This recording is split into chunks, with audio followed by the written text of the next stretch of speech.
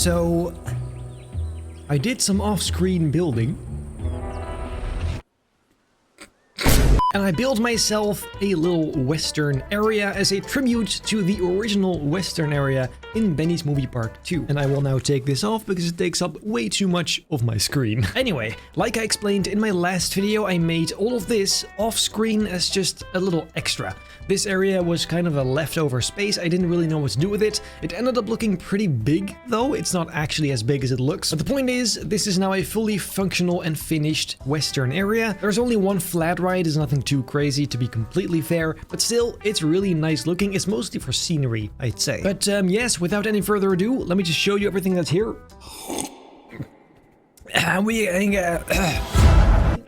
Just a walkthrough. After that, I'll show you everything else that you don't see as a guest, and some, you know, what I'm... Let's get to it. I can just find everything I need, and...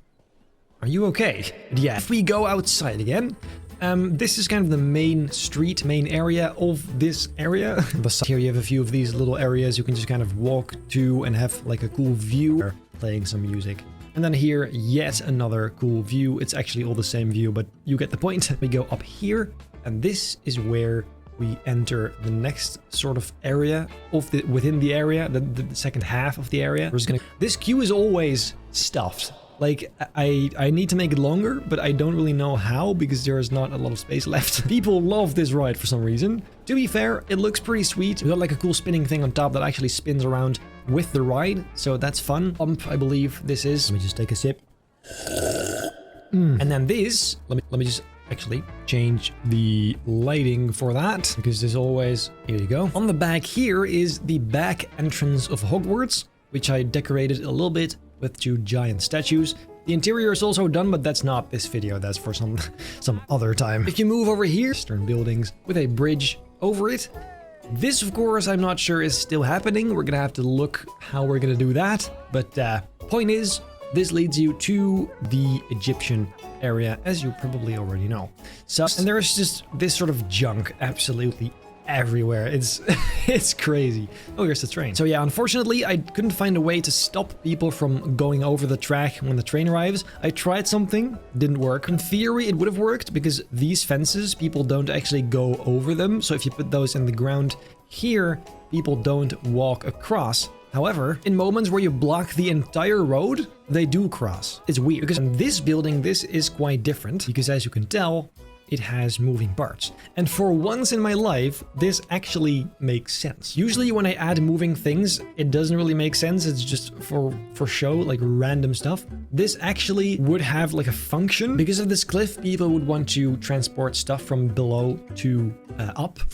My English is lacking right now. The point is, you get what I mean. This gets pulled up all the way up until there, so you can go grab it, put it inside, and then it goes back down again. So I really like that idea.